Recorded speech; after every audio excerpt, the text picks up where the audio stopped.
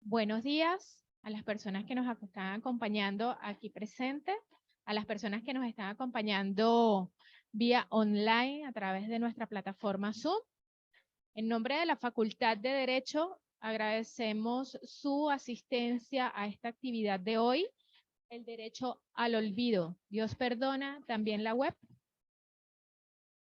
En esta actividad tendremos una invitada especial, pero para comenzar, damos la más cordial bienvenida al decano, el doctor Jesús María Casal.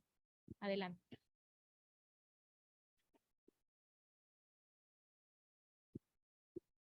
Muchas gracias, muy buenos días. Darles a todos la bienvenida a este seminario, donde tendremos la ocasión especial de escuchar a la jurista, abogada alemana, Sophia Volz, quien nos va a hablar sobre el tema de su disertación y también de su tesis doctoral que está preparando en la Universidad del Sarre en Alemania. Esto es un primer paso también para un acercamiento entre nuestras instituciones, porque estamos trabajando en régimen de cotutoría. El profesor Marsh, que es el jefe de la cátedra de Derecho Público en esa Universidad del Sarre, junto conmigo estamos llevando la tutoría de esta tesis. Pronto esto lo vamos a formalizar y esto dará lugar a otros proyectos de colaboración que podamos desarrollar también con esta universidad. Allí tenemos también un buen amigo que es el profesor Thorsten Stein. No sé si alguno de ustedes lo recuerda. El profesor Stein hace como 10 años venía con alguna frecuencia para acá a dictar clases sobre el tema de las Fuerzas Armadas en una sociedad democrática. Es un gran colaborador de aquellos años, ¿no? Después se ha perdido un poco la intensidad de los intercambios, pero mantenemos una gran amistad con él y también él es catedrático allá, fue director del Instituto para Europa. Pues bien, entonces Sofía Folch, ella que es venezolana, ha crecido en Venezuela, pero hizo su carrera de Derecho en Alemania. Y el tema de su investigación es sobre el derecho al olvido en la web. Un tema sin duda de gran actualidad, ya como lo comentaba con mis estudiantes en la clase, pues uno de los aspectos más interesantes de esta temática es que se corresponde con la generación de nuevos derechos. Entender cómo surgen nuevos derechos, ¿no? Que están adscritos o ligados también a derechos clásicos. Esto no quiere decir que no existan antecedentes, ¿no? A los cuales ella se va a referir sobre una idea similar a la que está detrás de este derecho al olvido, pero sin duda el derecho al olvido es un derecho nuevo en el contexto de la era digital, de esa capacidad de almacenamiento, esa gigante capacidad de almacenamiento de información y la facilidad de acceso a esa información. Entonces esas dos cosas generan amenazas nuevas al derecho al honor, al derecho a hacer una vida nueva, ¿no? A recomponer un proyecto de vida, a dejar algunas cosas atrás, a que la sociedad pueda olvidar cosas que no queremos que estén tan presentes. Y entonces lo más interesante también de esto es que podemos preguntarnos si el derecho debe generar mecanismos para desplazar, suprimir datos que son verdaderos, es decir, desplazar o dificultar el acceso o impedir el acceso a información verdadera, confrontándose allí, pues enfrentándose derechos como el derecho a la información, con el derecho a la reputación, a la vida privada, o lo que pudiéramos decir, pues, en un sentido un poco genérico, el derecho a empezar de nuevo. Entonces, aquí lo interesante también de esta investigación es que es una investigación de derecho comparado entre Europa y Latinoamérica. Y la doctoranda pues va a presentar algunas sentencias, algunos elementos de jurisprudencia para comparar las perspectivas, la aproximación a este derecho, con la particularidad de que ella también hace énfasis en la importancia de preservar la memoria colectiva. Esto sobre todo desde el ángulo latinoamericano, porque sabemos que con esos procesos pues, de violaciones masivas de derechos humanos, crímenes de lesa humanidad, entonces también es muy importante la preservación de la memoria colectiva.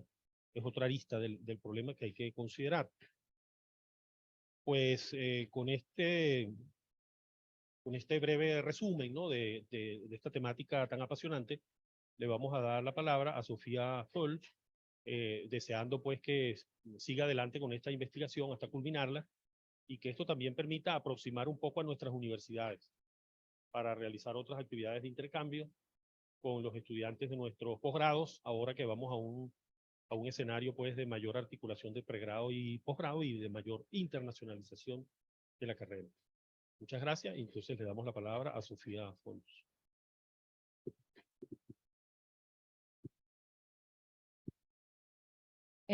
Buenos días y antes que todo me encantaría agradecer al profesor Casal por esta bellísima introducción a la temática y a toda la Universidad Católica Andrés Bello por permitirme presentar un abreboca de lo que es mi trabajo doctoral.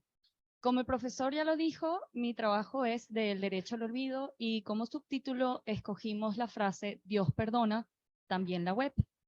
Vamos a ver, si me pudieran pasar a la siguiente folia. Gracias. Bueno, para empezar, voy a dar una introducción a la problemática, voy a hablar de ciertos antecedentes de la jurisprudencia y después me gustaría tocar a mayor profundidad dos decisiones. Una que es de la Corte Constitucional Colombiana en el caso Gloria versus El Tiempo y la segunda son dos decisiones del Tribunal Supremo Alemán que se llaman Derecho al Olvido 1 y Derecho al Olvido 2. Para empezar, me encantaría agarrar, sin embargo, una cita de una obra que se llama Funes el Memorioso del argentino Jorge Luis Borges. En ella, él relata ciertos casos de memoria prodigiosa. Tal es el caso de Cícero, rey de los persas, quien se acordaba de todos los nombres de sus soldados. El de Mitrídates, rey del Ponto, que impartía justicia en los 22 idiomas de su imperio. Simónides, creador de la mnemotécnica. Metródoro, quien podía relatar todo lo que le habían dicho una vez con absoluta fidelidad.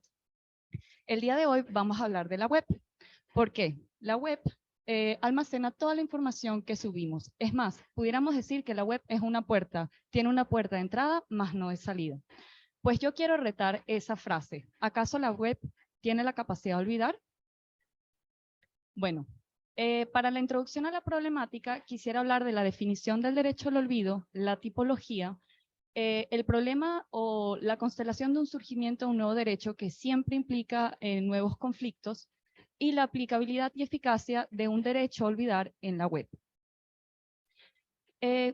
Para hablar del derecho al olvido y entender qué significa este derecho, es importante desglosar la palabra, por un lado derecho y por el otro lado olvidar. Derecho, como recuerdo, pero también para aquellos que no son juristas, en un sentido singular significa el poder de un individuo exigir el cumplimiento de una norma.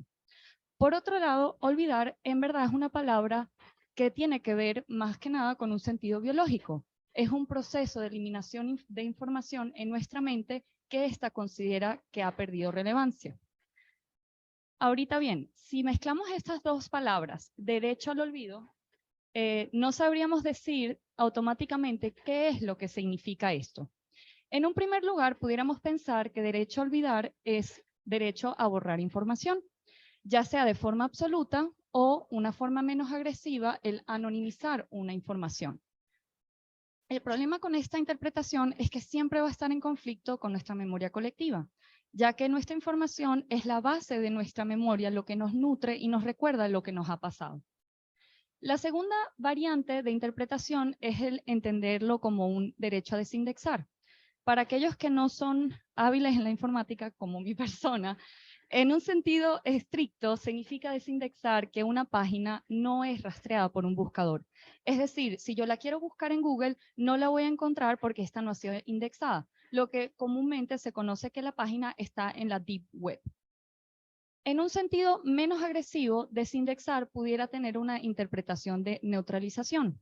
¿Qué quiere decir esto? Esto quiere decir que si yo busco una información en la web mediante la mera digitalización de un nombre, esta no va a aparecer.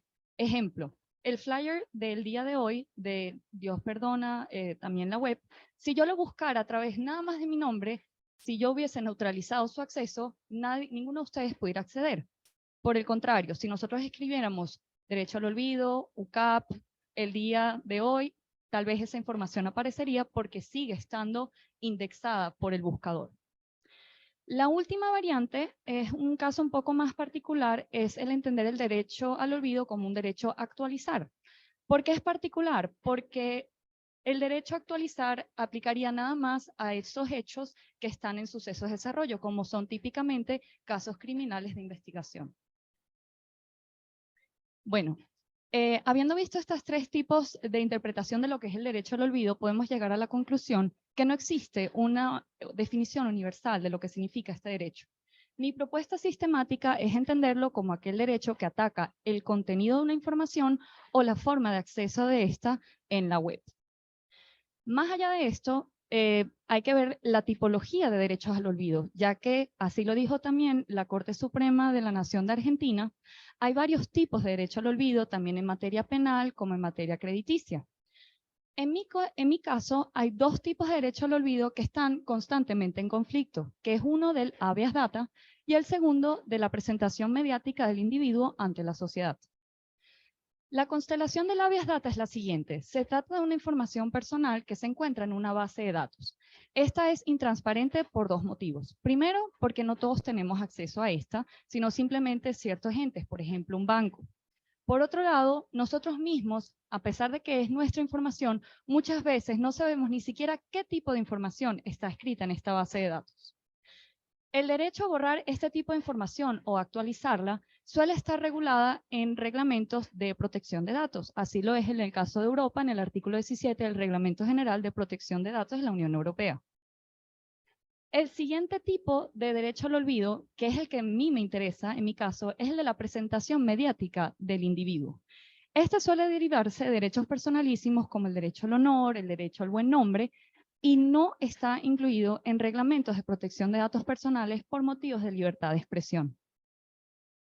La constelación de este derecho es el siguiente. Se trata de notas de prensa, es decir, de medios de comunicación que tienen un contenido veraz de alta data, es decir, que tienen más de 7 años por lo menos en la web, y son accesibles en ella. Esto quiere decir de forma perpetua, prácticamente gratis, sencilla y ubicua.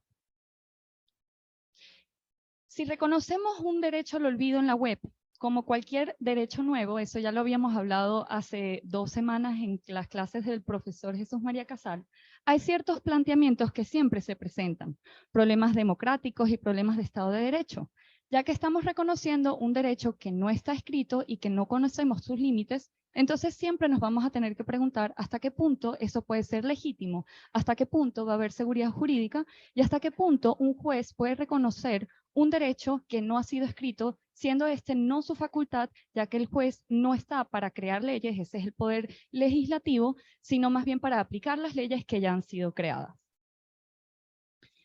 Además de esto, hay que considerar lo siguiente. El derecho al olvido entra en conflicto con la libertad de expresión. Típicamente, la libertad de expresión exige que todas aquellas restricciones que se le hagan a esta deben estar expresamente fijadas por la ley. Así lo dice, por ejemplo, el artículo 13, número 2 de la Convención Americana de Derechos Humanos. Pero lo mismo está escrito en la Convención Europea de Derechos Humanos, así como en la mayoría de las constituciones que abarcan la libertad de expresión como un derecho fundamental. Bueno, apartando estos problemas que siempre se presentan en nuevos derechos, hay que preguntarnos sobre la aplicabilidad y eficacia de un derecho a olvidar en la web. Como yo les había dicho ya, la mayoría de las veces derecho al olvido se entiende como la forma de dificultar el acceso a una información. En este caso nos tenemos que preguntar si esto es justo, ya que le estamos pidiendo a una persona, un intermediario como Google, por ejemplo, que haga algo, o sea, que inhabilite el acceso a una información que él mismo no generó. Esto nos puede presentar graves problemas con la libertad de expresión. Más allá de eso, tenemos que ver siempre los límites del derecho al olvido. ¿Qué debería ser olvidado? ¿Debería ser olvidado todo? ¿Acaso también crímenes de guerra, crímenes de lesa humanidad? ¿Dónde termina el derecho al olvido? Y por otra parte, otro de los problemas es la frase típica en latín, quis custodiet ipsos custodies, ya que el derecho al olvido lo aplica más que nada intermediarios, personas privadas como por ejemplo Google. Entonces le estamos dando a Google un poder exagerado, pudieran decir algunos, ya que Google no es un tribunal, no tiene la legitimidad y también opera de una forma intransparente. Bueno, habiendo visto esta introducción a la problemática, me encantaría hablar un poco de los antecedentes en la jurisprudencia. Y para ello tengo que empezar con el famoso caso del Kimono Rojo, una película muda de 1925, ya que trata de Gabrielle Darley, quien había matado a la persona que la llevó al mundo de la prostitución.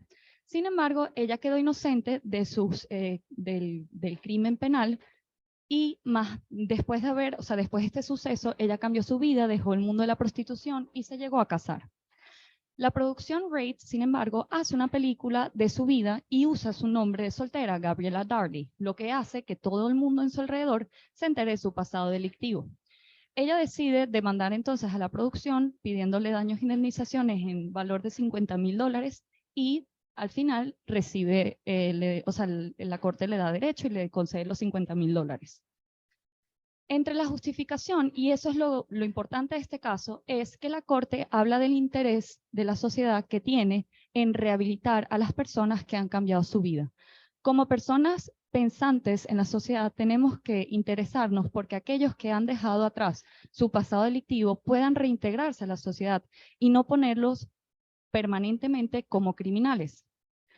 Interesantemente, otra de las justificaciones es el pasaje del buen ladrón, quien a sus últimas horas de agonía decide cambiar y llega al paraíso. El siguiente caso se plantea en Europa, precisamente en Italia, y es el caso de Pietro Caruso, quien había participado con los nazis durante la Segunda Guerra Mundial.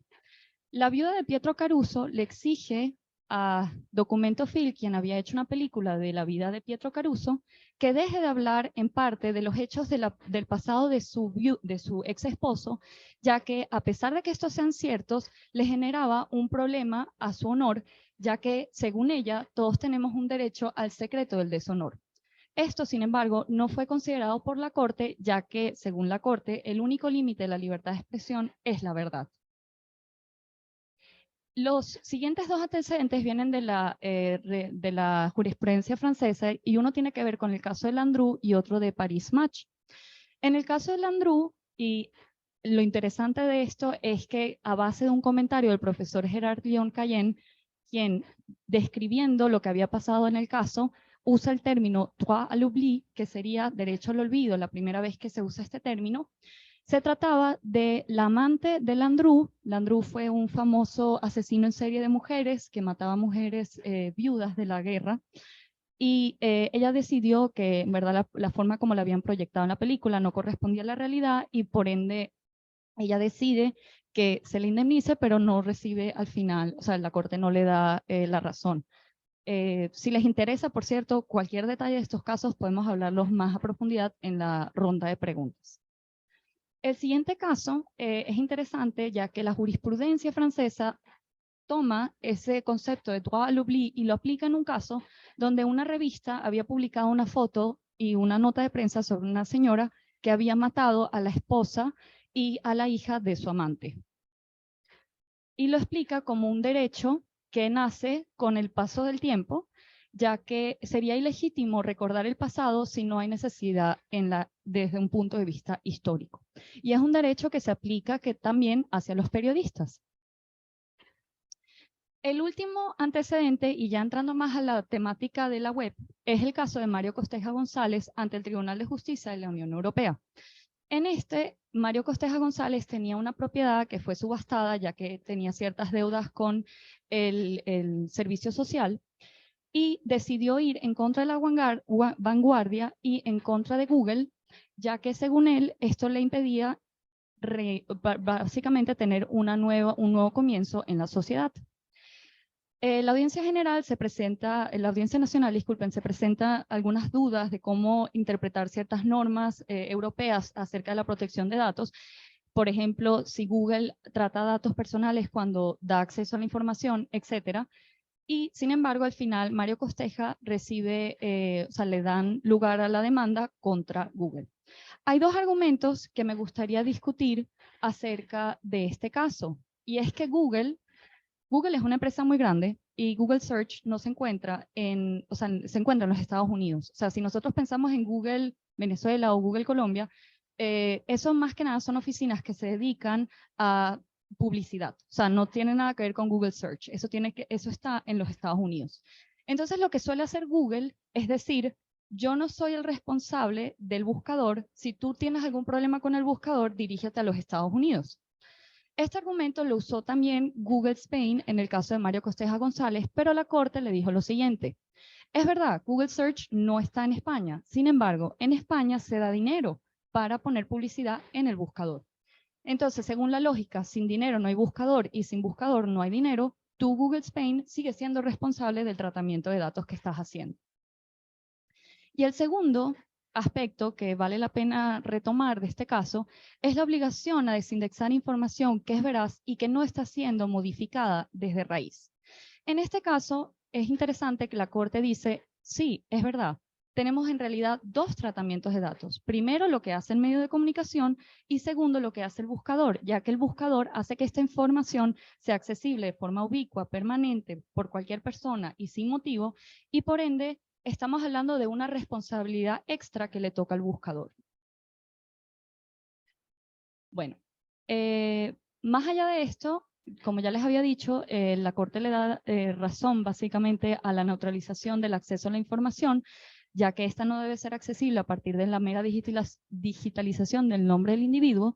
Interesante es que la Corte dice que el derecho al individuo pesa por regla general más que el interés de Google.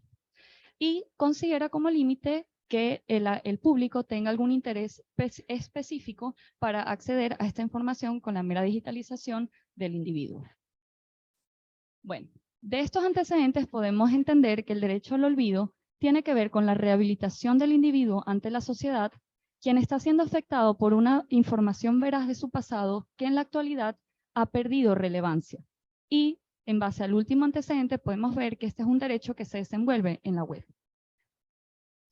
Ahora bien, llegando al caso de Colombia, en el tema Gloria versus el tiempo, Gloria era la accionante de una acción de tutela quien trabajaba a comienzos de este siglo para una agencia de viaje que se vio involucrada en la trata de blancas. Gloria es investigada penalmente.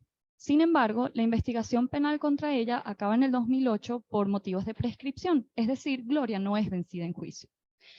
En el 2012, Gloria le solicita al Tiempo, quien había hecho una nota de prensa en el año 2000 acerca de esta investigación penal en su contra, y le pide que por favor elimine la nota de prensa, cual es accesible en la web. El Tiempo se niega, lo que hace que Gloria pida una acción de tutela, solicitándole al juez constitucional que le exija al Tiempo que borre la información de todos los buscadores de la web.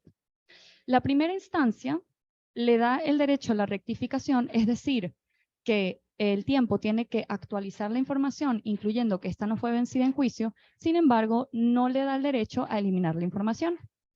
La segunda instancia, por el contrario, sí le da el derecho a eliminar la información, ya que adicionar que Gloria no fue vencida en juicio no sería suficiente para hacer valer sus derechos.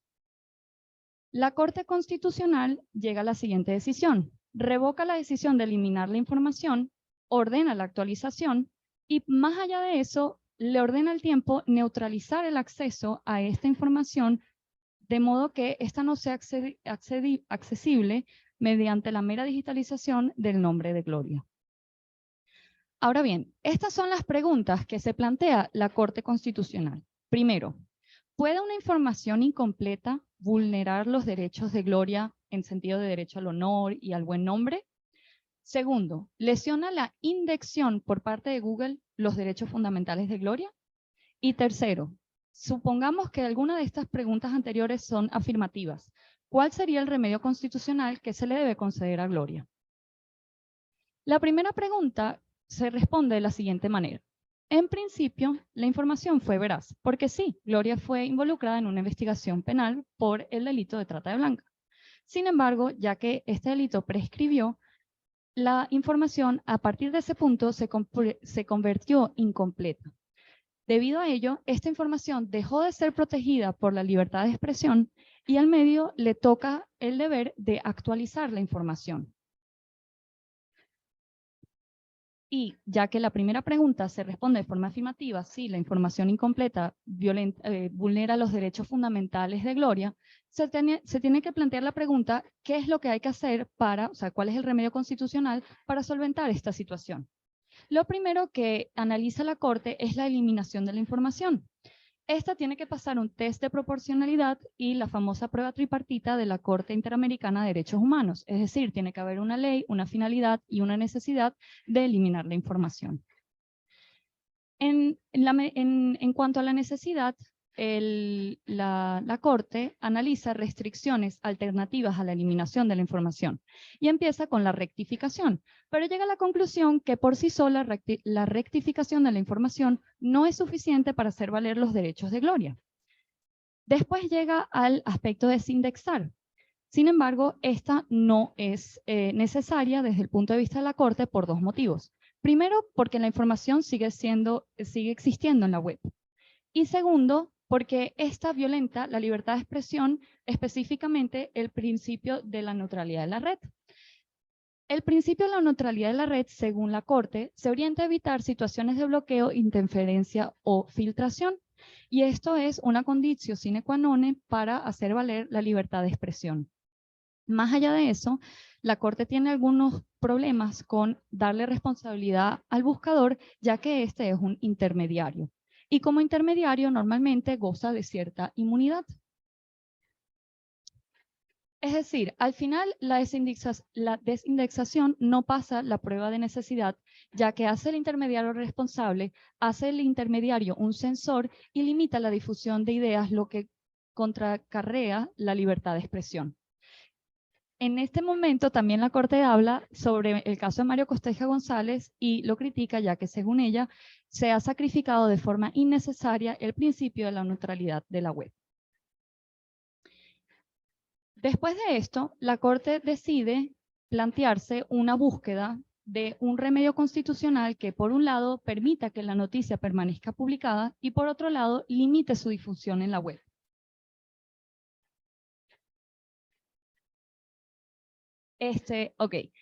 Cuando hablamos de limitar el acceso, la Corte argumenta del por qué se necesita que una información como la en cuestión de Gloria debe ser limitada. Y da para ello dos argumentos.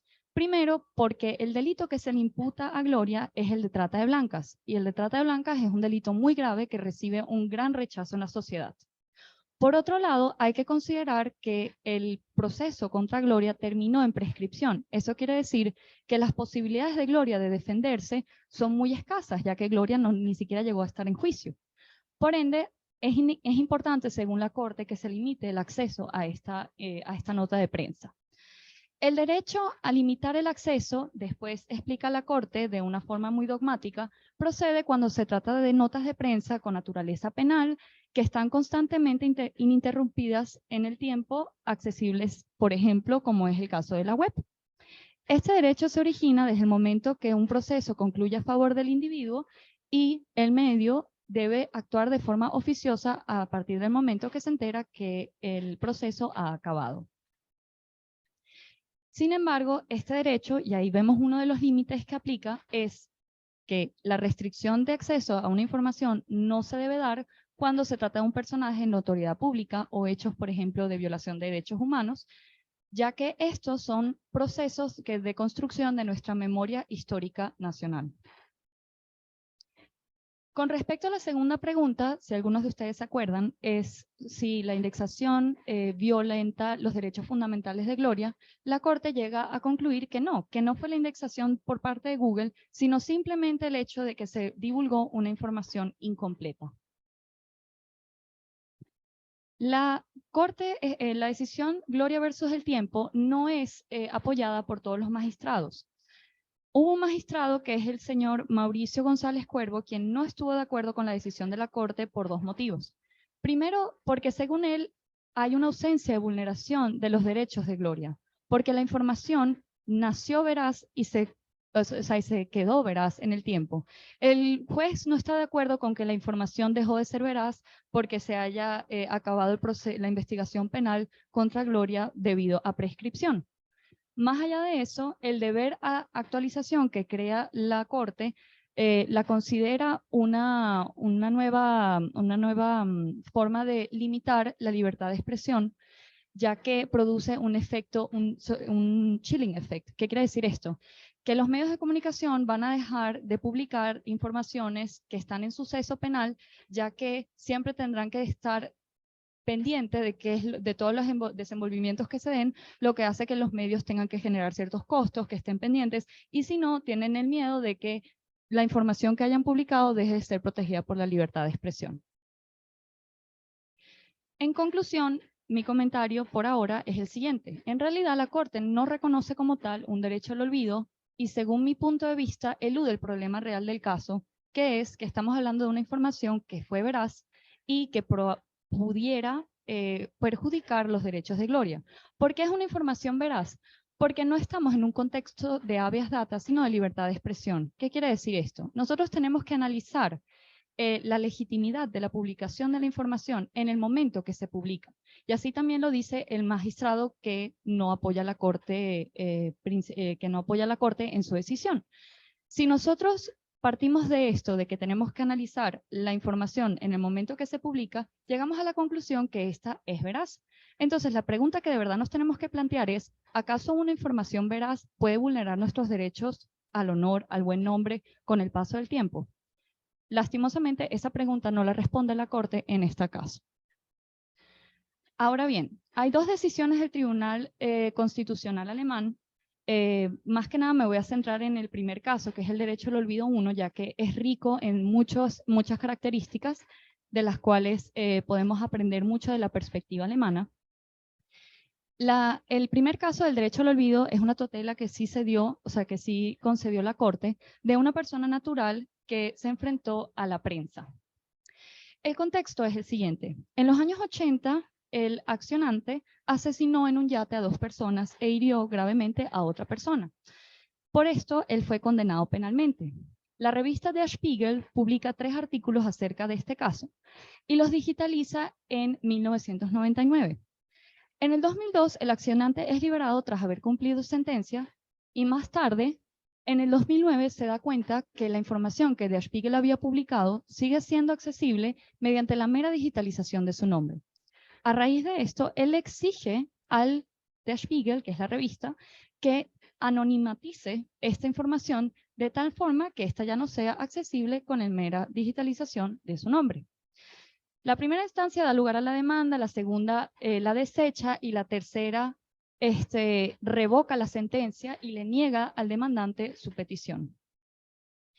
La primera sentencia, que sí le da razón al accionante, dice que la nota de prensa es tan rica en detalles que termina estigmatizando a la persona.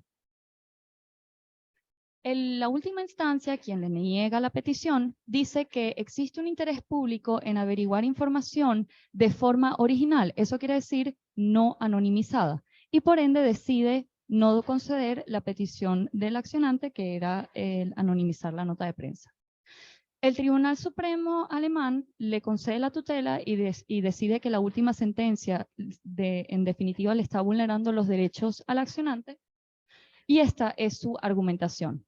Primero hace una distinción entre el aspecto informativo y la autodeterminación informativa del individuo, lo cual podemos hablar más a profundidad en las preguntas, pero en pocas palabras, esta distinción de cierta forma apoya lo que habíamos hablado de distinguir el derecho al olvido del habeas data y el derecho al olvido de la presentación mediática del individuo ante la sociedad.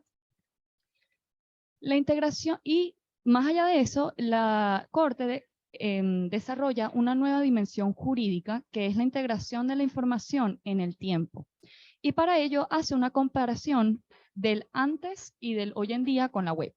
Antes, cuando se publicaba un periódico, como dice el artista Héctor Lavoe, sensacional cuando sale en la madrugada, a mediodía ya noticia confirmada y en la tarde materia olvidada. Eso quiere decir que antes, cuando se publicaba una información, ya a la semana, eso era periódico de ayer, ya la mayoría de las personas no se acordaban y solamente aquellos que tenían, por ejemplo, un registro grande en su casa podían acordarse de lo que había pasado. Hoy en día eso es totalmente distinto, ya que toda la información que se ha publicado es accesible en todo momento, desde todo lugar, sin ningún motivo y de una forma muy sencilla. Todo esto hace que se violente el derecho, la libertad del individuo. ¿Y por qué? Porque libertad significa poder cambiar, según la Corte. Esto quiere decir que el derecho tiene que crear la base que le permita al individuo cambiar de opinión y dejar atrás su pasado.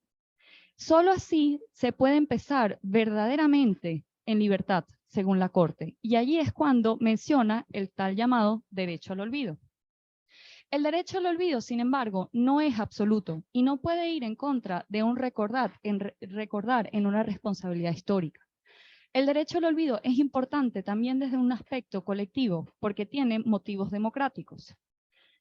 Y es ahí, en el marco de la ponderación, que hay tres aspectos que hay que considerar. El primero, ¿cuándo debemos olvidar? El segundo, ¿cuáles son los criterios materiales para determinar que algo debe ser olvidado? Y lo tercero, ¿cómo olvidar en la web? Por motivos de la libertad de expresión, la Corte decide que se debe olvidar recién en el momento que el individuo exige que se olvide lo que ha pasado. Ya vamos a ver qué significa olvidar. Y allí ya vemos una gran diferencia con la Corte Constitucional de Colombia, ya que según la Corte Constitucional de Colombia eso es automático. O sea, el derecho a limitar el acceso nace en el momento que el procedimiento acabó a favor del accionante, si se acuerdan. En este caso, según la Corte, dice que eso sería grave para la libertad de expresión y sigue en esa forma el salvamiento de la Corte del magistrado, el doctor Cuervo.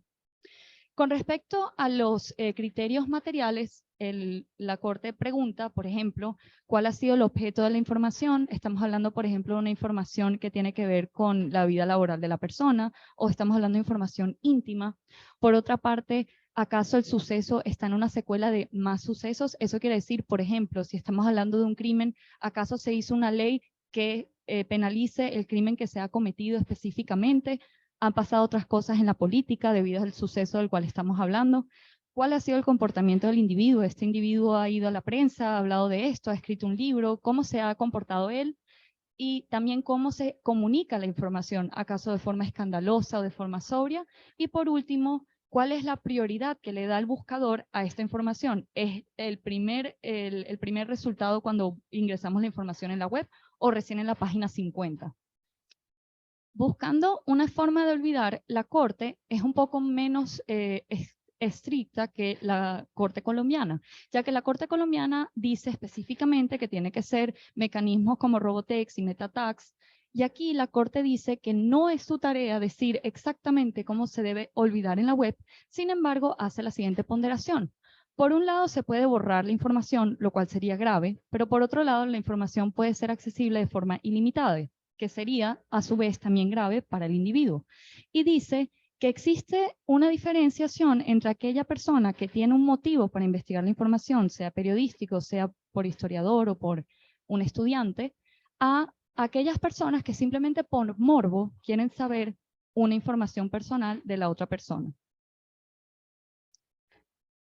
El siguiente caso, que simplemente voy a mencionar de forma un poco más superficial, ya que no es tan rica en detalles, sin embargo podemos hablar de ella en cuanto a las preguntas, es el derecho al olvido 2, y este se dirige contra Google, una persona que le pide a Google que elimine la posibilidad de libre acceso a la información a partir de la digitalización de su nombre, similar a lo que pidió Mario Costeja González, y el Tribunal Supremo no le concede la tutela. Ahora bien, es interesante ver de este caso cómo la Corte va también en la misma línea que el Tribunal de Justicia de la Unión Europea, diciendo que que Google, que el buscador, no se puede plantear, o sea, no está protegido por la libertad de expresión, sino por la libertad de empresa. Esto puede ser un resultado que para algunos estudiantes de Derecho puede ser un poco cuestionable o interesante ver que una empresa como Google en verdad no puede accionar a la libertad de expresión. Pero la justificación es muy sencilla, es la siguiente. Un buscador no tiene un interés de publicar cierto tipo de opinión pública, sino más bien tiene un interés económico.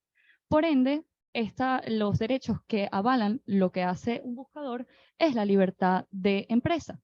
Sin embargo, y esto lo dice bien claro la Corte, a pesar de que simplemente es la libertad de empresa lo que avala lo que está haciendo el buscador, no se le puede exigir a un buscador que haga algo que viole los derechos de los demás. Esto quiere decir que sí considera la libertad de expresión del medio que está publicando, al igual que la libertad, el derecho a la información del público que quiera acceder a la información. Por último, me gustaría comentar una diferenciación que hace la Corte, que es muy importante, que es una diferencia ir en contra del medio e ir contra el buscador, ya que el medio creó la información y el buscador simplemente hace que esta información sea accesible. Sin embargo, según su punto de vista, que una información sea veraz y haya sido de forma legítimamente publicada, no significa que la forma de acceder a ella de forma ilimitada, ubicua, etcétera, típico de la web, también lo sea.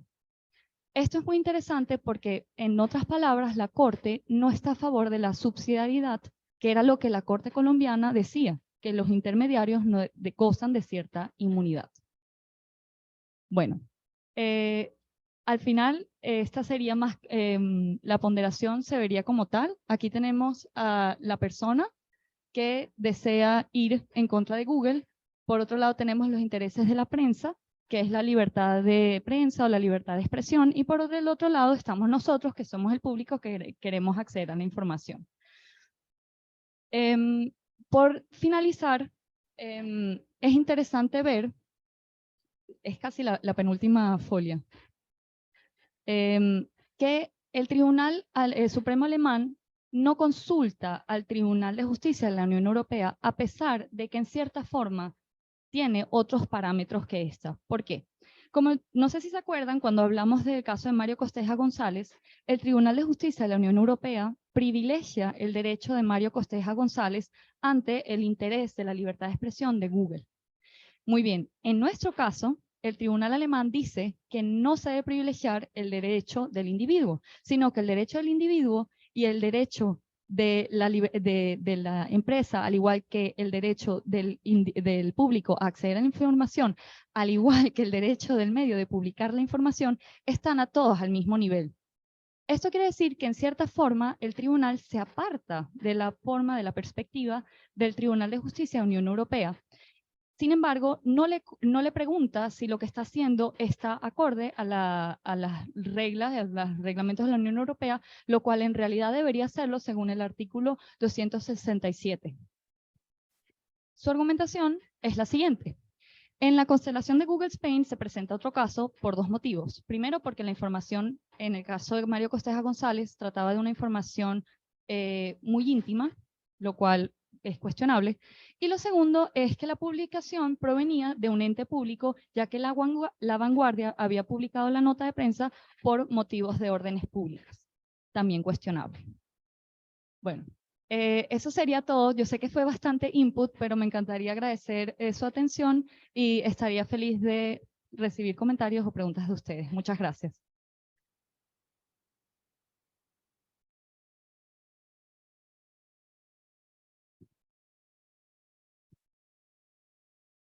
No, muchísimas gracias. Resulta por demás interesante y voy a tomar la libertad en este momento porque yo, además de abogada, también soy periodista y el tema de la libertad de expresión me resulta, obviamente, en la unión de estas dos. Pero vamos a ver si aquí alguno de ustedes tiene alguna pregunta para la ponente o a través de las redes, las personas que están conectadas tienen disponible el chat para hacer sus preguntas. Estamos atentos acá. Pero quería, para abrir un poco la dinámica con todo esto, a mí me causa ruido que por lo menos en Venezuela existe una página web que se llama Dateas y hay otras similares en los que las personas podemos colocar nuestros datos o lo ponemos por Google y aparece en Dateas eso y aparece información sensible de pudiese tener acceso a nuestra fecha de nacimiento, lugar donde votamos, donde estamos inscritos, incluso la inscripción al Instituto Venezolano de Seguro Social, entre otras cosas. Si bien la página te permite bajar esa información, sabemos que queda rastro en la web. El derecho al olvido en Venezuela. ¿Han encontrado algunos casos en su investigación, algunos antecedentes, alguna situación, si bien por esta simple situación o bien por alguna decisión jurídica, en los que veamos esa aplicación en nuestro país? Sí, sí tienen. Aquí hay, vamos es que tienen si quieres habilita, ¿cuántas personas? Ok, vamos a permitir, por favor, si quieres habilita el micrófono en seguridad para que puedan, en seguridad. Ajá, vamos a habilitar el micrófono. Vamos a ver si de aquí lo podemos colocar. Ya va, me dio para... ok, yo lo habilité aquí. Sí, las personas que levantaron la mano, vamos a ver. José María Cabrera, ¿puede encender su micrófono, por favor? Si no, nos escribe por el chat. Sí. ¿Aló? ¿Sí me Sí, escucha? le escuchamos, le escuchamos. ¿Puede compartir su pregunta a viva voz, por favor? Muchas gracias. Un saludo cordial desde Bolivia para Venezuela, especialmente para la investigadora. Felicidades, doctora Sofía. Extraordinaria su investigación y su exposición. Una pregunta, veo que es muy rica el panorama que nos da de la jurisprudencia comparada colombiana y además con la orientación de las líneas del Tribunal Europeo de Derechos Humanos. No, la consulta va en el sentido de si es que, ¿cuál sería ante esa jurisprudencia nacionales y europeas, cuál será el panorama de la jurisprudencia de la Corte Interamericana? ¿No? Sabemos que es un sistema que tiene otra forma de funcionar, ¿no? Es no tiene acceso directo por parte de los posibles afectados, sino a través de un procedimiento muy dilatado vía comisión. Pero de todas maneras, ¿cuál sería el panorama, las perspectivas, la influencia que esta jurisprudencia del Tribunal Europeo y de los tribunales nacionales de América podrían imbuir en esta Corte? Toda vez de que va armando un corpus juris de carácter vinculante también, dependiendo las regulaciones de cada país ya en América, pero que de manera, es la hermenéutica, cómo se va desarrollando también en materia de derechos humanos a nivel continental. Gracias.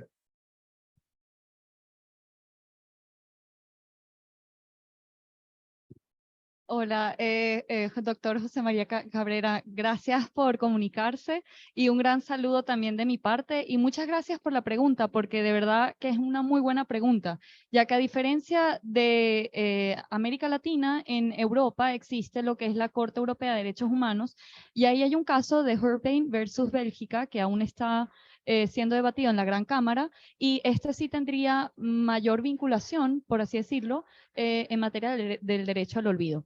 En el caso de América Latina, aún no se ha presentado un caso ante la Corte Interamericana de Derechos Humanos. Sin embargo, la Relatoría Especial para la Libertad de Expresión de la Organización de Estados Americanos hizo un artículo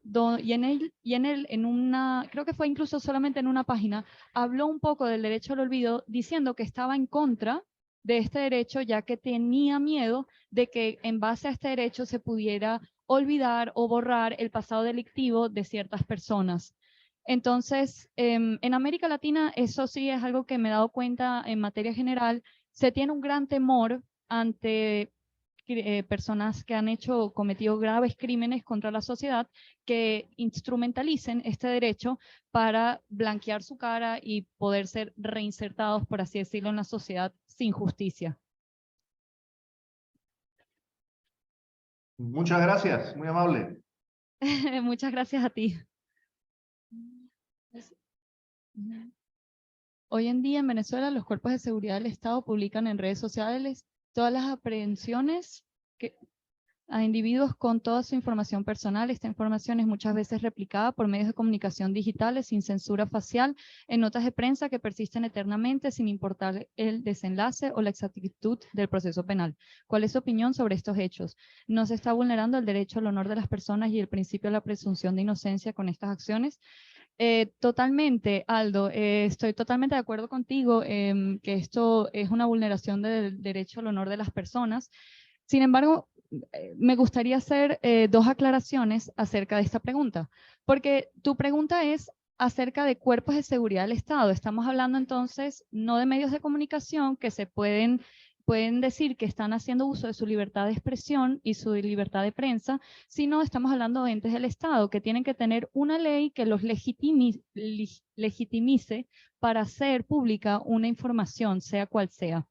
Apartando esto, hay que ver que la libertad, el derecho al olvido, y eso también tiene que ver con la pregunta que me habías hecho al comienzo, siempre se trata de información veraz y que ha sido publicada de manera legal. ¿Eso qué quiere decir? En tu caso, tendría graves preguntas si en realidad una publicación de una información tan íntima como el registro de votación, etcétera, es de por sí una información legítima, ya que está bien, la libertad de expresión es un derecho que hay que proteger en gran escala, no es absoluto. Entonces, no sé si en tu caso sería siquiera legítimo publicar este tipo de información, por lo cual en tu caso, creo que tampoco se aplicaría el derecho al olvido, ya que estamos hablando de información que dudo que sea legal. Además de esto, en el caso de Venezuela y en general de América Latina, tengo la fuerte convicción de que en todos los países de América Latina, y si no, incluso de Europa y probablemente más tarde en Asia, va a llegar el derecho al olvido, porque el derecho al olvido responde a un problema que se nos presenta en la web. Lo que yo he llevado hasta ahora en consideración son decisiones de tribunales supremos. ¿Eso qué quiere decir? Puede ser que creo que en México también era el mismo caso, que el tribunal más alto aún no ha decidido un caso del derecho al olvido, pero sí una instancia más baja. Esas decisiones no las he considerado, ya que si no se extendería enormemente mi trabajo. Y he decidido simplemente focalizarme en decisiones de la máxima autoridad judicial de un país. Muchísimas gracias. No tenemos ninguna otra pregunta acá. Y si alguien más quisiera participar de las personas que están conectadas, pueden levantar la mano para darle su derecho a la palabra, ¿no? El decano quiere comentar algo, el profesor Berríos también quiere participar. Bueno, saludarlos a todos. Un saludo también para José María Cabrera. Tiempo que no lo veo desde una última jornada hace algunos años en Bolivia.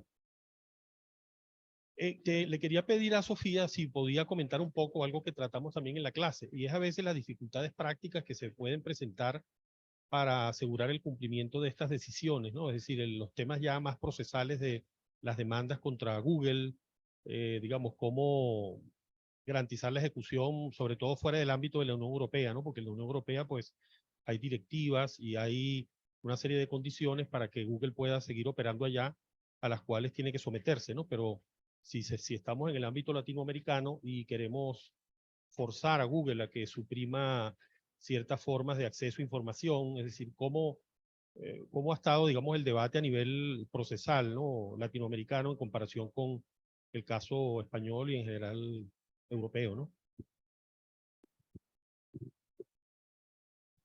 Muchísimas gracias por esa pregunta. Muy interesante también y un poco difícil hasta ahora en el aspecto latino por los siguientes motivos. El problema es que aún no se ha presentado un caso en América Latina donde yo pueda decir esta es la línea más fácil de ejecución del derecho al olvido, por dos motivos. Primero, porque la decisión, por ejemplo, de Colombia, en realidad desconoce un poco lo que es el funcionamiento del Internet, por lo cual, en realidad, lo que le exige al medio es, vamos a decirlo así, desde el punto de vista como se debe realizar, no lo puede realizar el medio, por lo cual el medio termina cambiando el contenido de la información y no neutralizando su acceso. Por otra parte, hay muchas decisiones en América Latina donde no se han reconocido el derecho al olvido, por el que no puedo hablar mucho de cómo sería realistamente hablando la ejecución, pero sí puedo opinar y decir si bien ir en contra de Google es un poco más complicado, ya que no tenemos, por así decirlo, un panorama como en la Unión Europea, que tenemos reglamentos que se tienen que hacer cumplir y Google tiene un cierto interés de que se cumpla esas normas para entrar al mercado europeo, lo que se puede hacer en América Latina es siempre ir contra el medio para que neutralice su acceso. Hay que ver qué es lo que prepara el futuro porque aún no se ha dado ese caso, pero es algo que voy a tener en consideración al momento de realizar mi tesis. Gracias. Que evidentemente el derecho a la réplica, derecho a rectificación, que evidentemente está en casi todas las constituciones, pues se queda corta frente a las aspiraciones de un individuo al solicitar su derecho al olvido. Profesor Juan Berríos, tenía una pregunta, ¿puede acompañarnos? Para que quede grabado, debe... Un fantasma. Hola, buenos días. Bueno, muchas gracias por esta conversación. Creo que es necesaria en Venezuela, sobre todo, porque aquí tenemos graves problemas con los datos, con la publicación de datos, como mencionó la profesora. En el caso de Dateas, bueno, mucha desinformación se puede, de alguna forma, buscar en la página del Consejo Nacional Electoral, ¿no? Pero otra no. Es decir, ahí hay información que no está registrada en el CNE. Y efectivamente hay un derecho de retirar esa información, como por ejemplo la fecha de nacimiento, que, bueno, puede resultar sensible. Sí, sí, que de otra forma también, digamos, podría ser accesible, pero sin la búsqueda directa por Google, ¿no? Porque en la página del Instituto Venezolano de Seguros Sociales, pues uno puede revisar su información con su fecha de nacimiento, etc. Entonces, esa es una dimensión de los problemas. Otra dimensión de los problemas es justamente esta de, bueno, todos estos casos que se publican a mansalva en las redes sociales de los cuerpos de policía, que son replicadas por los medios de comunicación sin ningún tipo de reflexión sobre la veracidad o no de este tipo de datos. Y realmente tenemos muy poca jurisprudencia. De hecho, yo solo recuerdo un caso en el que no se trató el tema de una manera directa, sino que fue consecuencia de una demanda por responsabilidad patrimonial contra la República.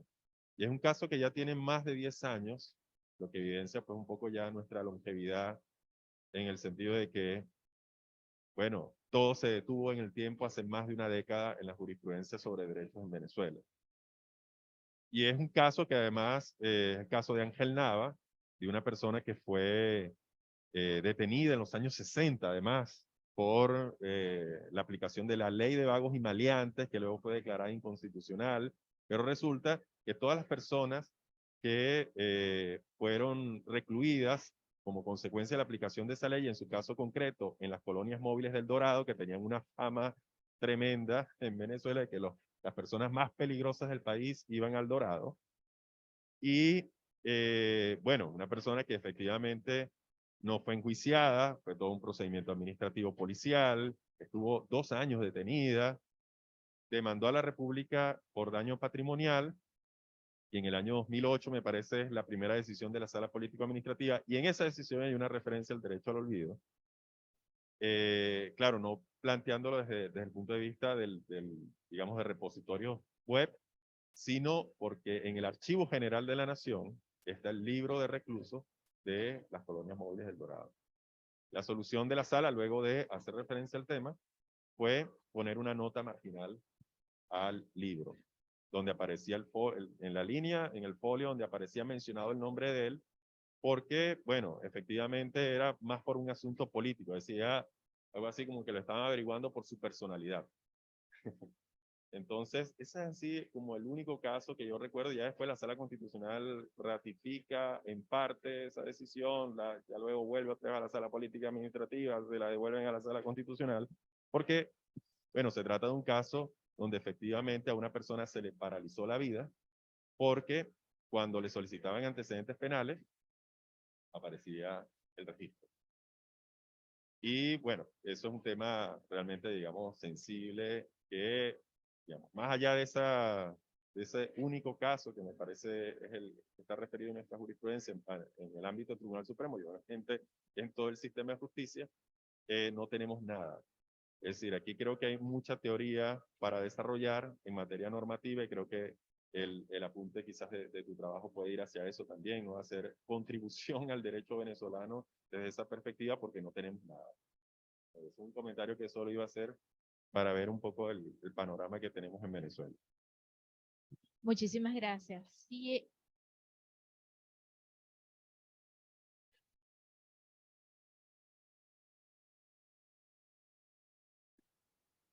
evidentemente, estos trabajos, sobre todo para América Latina, y cuando estamos hablando de libertad de expresión, que no es un derecho absoluto, resultan de vital importancia para generar discusión entre medios, periodistas, sociedad, y cómo evaluar la aplicación del derecho al olvido para que no sea, como usted dijo, limpiarle la cara a delincuentes, delitos importantes, sino proteger al ciudadano. Si alguien más quiere participar, por favor, adelante.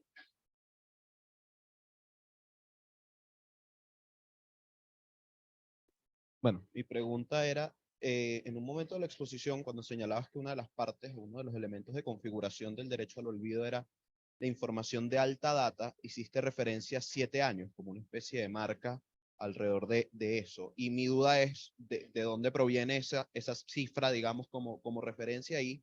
¿Qué otros elementos deberíamos considerar, ¿no? A la hora de acoger la jurisprudencia, veía varios criterios que me parecían interesantes del tribunal alemán, la naturaleza de la información, de qué forma se publicó, cómo podemos nosotros conciliar más o menos en el caso a caso estos criterios.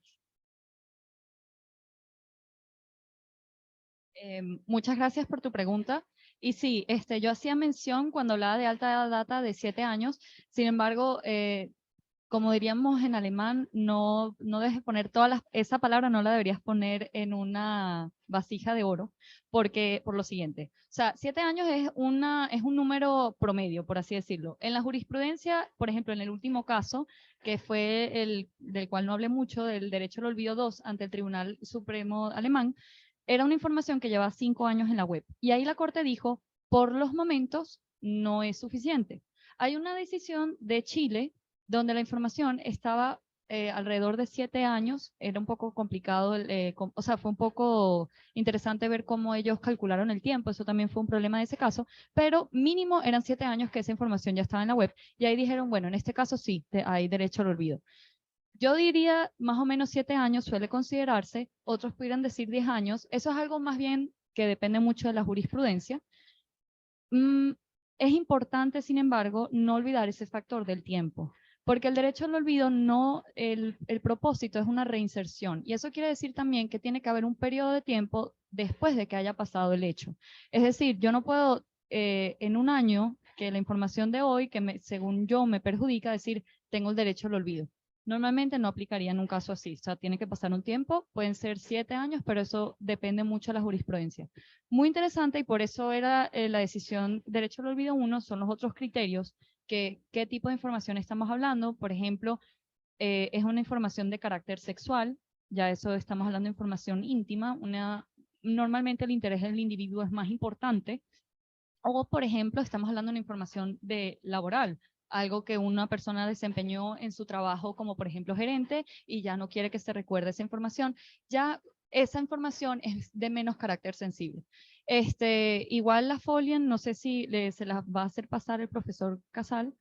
Si es así, perfecto, porque ahí vas a ver todas las características. Cualquier cosa también me puedes escribir un email y podemos hablar más de eso. Gracias. Aprovechamos para recordar que esta actividad está grabada y la vamos a compartir con toda la comunidad UCAVista, nuestros egresados, nuestros profesores y nuestros estudiantes, para evidentemente fomentar la discusión de estos temas y de esta, sobre todo en nuestros países en donde no está implementado. Si no hay ninguna otra pregunta por Zoom, así, adelante, le invito para que pase.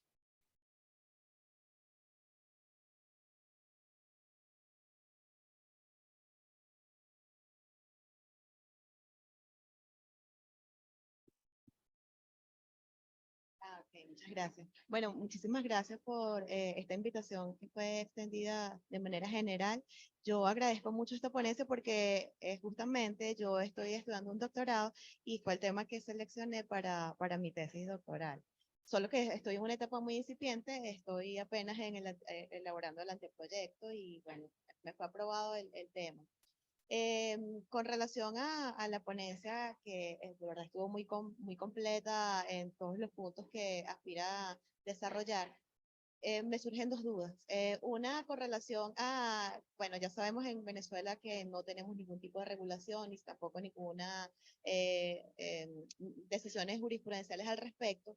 Quería preguntar, me surge la inquietud con relación a cuando la información pierde actualidad. Si se llegara a reconocer, a configurar este derecho en nuestro ordenamiento jurídico, si sería preciso que se establezca una temporalidad, un límite, ya usted ahorita nos acaba de decir 7 años, pero si tenemos que regularlo o reconocer el derecho, si tendríamos que establecer un parámetro de cuándo se debe considerar o cuál es el lapso de tiempo para considerar que una información quedó desactualizada, a los fines de que sea borrada de la memoria colectiva o desindexada por los motores de búsqueda, o si eso debería ser dejado a la discrecionalidad del operador judicial. Y con relación a la habeas data, que es la figura con la que ahora contamos, como para de alguna manera hacer eliminar, suprimir información que nos perjudique, que de alguna manera lesione nuestro honor o nuestro derecho a la reputación, cuando es publicada masivamente o que conste en base de datos, si hasta tanto no se reconozca o no se instrumentalice el derecho al olvido en Venezuela, si cuando se dirige, porque me queda claro cuando, cuando usted habla de dos constelaciones, cuando se dirija a los buscadores, no tenemos ninguna manera o ningún mecanismo en la actualidad para protegernos con relación a ellos. Pero cuando se dirige hacia el medio que publica la información, si podemos temporalmente valernos del habeas data como una herramienta para lograr contener esa información o lograr que se elimine, se suprima. Gracias.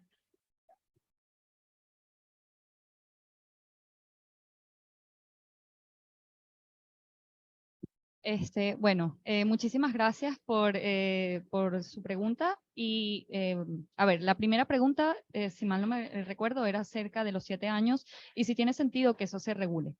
Bueno, o si debería ser regulado o quedar a la decisión del juez.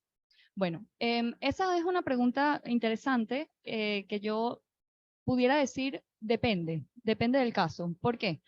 Porque yo creo que eso depende mucho también de cómo se aplica el derecho en el país. Hay países que trabajan con mucha dogmática, hay países que tienen una jurisprudencia muy fuerte y hay otros países que prefieren trabajar siempre con leyes. Un país, no sé cuál sea el caso venezolano, si trabaja más que nada, se rige más que nada en las leyes, tendría más sentido que se escribiese, porque si no, tendríamos el peligro de que si vamos ante un juez, el juez diga, eso no está escrito, no lo reconozco. En esa línea de pensamiento también es el caso de Argentina, donde no se reconoció el derecho al olvido porque no es un derecho escrito y no se argumentó por qué ese derecho debía existir. Bien, esa es una pregunta que va a entonces depender del contexto normativo de cada país. Con respecto a la otra pregunta, apoyarse en habeas data para ir en contra del medio de comunicación, hay que recordar que los medios de comunicaciones no están obligados a cumplir el habeas data. O sea, los reglamentos de protección de habeas data no aplica para los medios de comunicación porque, por ejemplo, el habeas data exige que, por ejemplo, el tratamiento de datos tenga una finalidad que sea de forma exacta, que sea el menor tratamiento de datos posible, etcétera, y eso va en contra del funcionamiento de un medio de comunicación, porque muchas veces los medios ni siquiera saben qué es lo que van a encontrar al momento de investigar. Y si nosotros le exigiéramos el principio de finalidad, le estaríamos imposibilitando accionar. Por ende, el habeas data no sería válido. Yo hablaba de esa distinción entre el buscador y el medio de comunicación por el siguiente motivo. Y es que un medio de comunicación nacional tiene un interés de seguir las reglas y seguir las órdenes judiciales que se hagan. un buscador puede llegar a decir, no me interesa tanto ese mercado individual, por ende no lo voy a acatar. No digo que eso es lo que va a pasar, pero por ejemplo, en Australia hubo un caso también con Facebook, donde el gobierno australiano quiso exigirle a Facebook perdón, a Google, que cierta información no la publicara por motivos de publicidad, etcétera. Y Google básicamente en un día dijo, bueno, entonces no vamos a accionar más en Australia. Y creo que fueron 2, 3 días donde ya en Australia no funcionaba Google y Facebook. Entonces, eso puede llegar a pasar. Lo que la Unión Europea es menos probable porque la Unión Europea es un mercado regional. Entonces, sería mejor que América Latina fuese de forma regional, porque ahí vamos más fuertes, unidos somos más fuertes, en la unión está en la fuerza. Sin embargo, si no se da ese caso, los medios de comunicación siempre van a tener un interés. Gracias.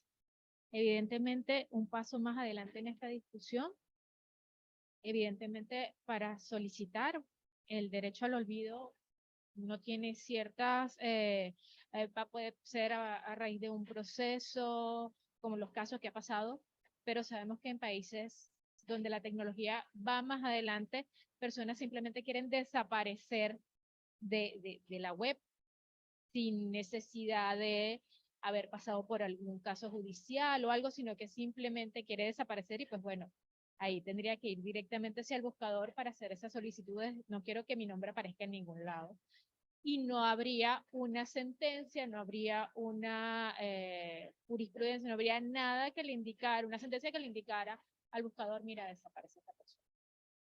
Para cerrar la actividad, vamos a invitar al decano a unas palabras, por favor. Y bueno. Cerrar la actividad y bueno, sobre este tema que ha salido a relucir de la Habeas Data, ahí yo le recomendaría a Sofía que revisara, ahí creo que conviene revisar con más detenimiento la jurisprudencia de la Sala Constitucional venezolana, porque ya en la sentencia clásica del caso Insaca, la interpretación que hizo la Sala de la Habeas Data cubriría situaciones de derecho al olvido, porque la interpretación se refirió en este caso, era una persona jurídica, pero que un documento referido a la actividad de esa persona jurídica afectaba su reputación empresarial. Entonces, aplicando eso por analogía, directamente aplicaría. Incluso hay que revisar si no hay también precedentes, porque la interpretación que hizo la sala se desplazó un poco fuera de la literalidad del artículo 28, porque realmente el artículo 28 no, en principio no cubriría esas situaciones, pero tal como lo interpretó la sala, pues habría que por lo menos hacer una pesquisa de si hay por analogía, como en el propio caso Insaca, un criterio, digamos, de suprimir datos que afecten la reputación y que puedan estar en algún archivo público o privado, eventualmente de medios de comunicación. O sea, no hay ninguna razón jurídica en Venezuela por la cual, en el caso nuestro, la Habeas Data no hay un obstáculo para que se ejerce contra un medio de comunicación. Habría que ver es cómo argumentar, ¿no?, que haya algún tipo de registro o base de datos, almacenamiento de datos, así no sea a gran escala.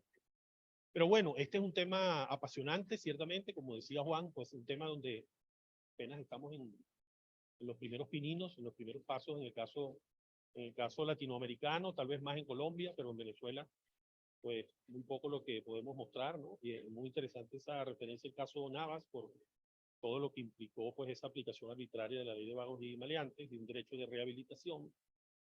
Eso también te puede ser de utilidad para tu comparación, pero bueno, animarte pues a seguir adelante, a que estos intercambios y este periodo que va a estar en Caracas, que sea de utilidad para profundizar en tus estudios. Y de nuevo felicitaciones y muchas gracias a todos por participar.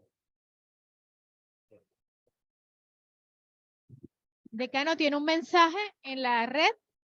Un saludo para el doctor Jesús María Casal. La última vez compartieron en Buenos Aires. Bueno, muchísimas gracias a todas las personas que nos acompañaron.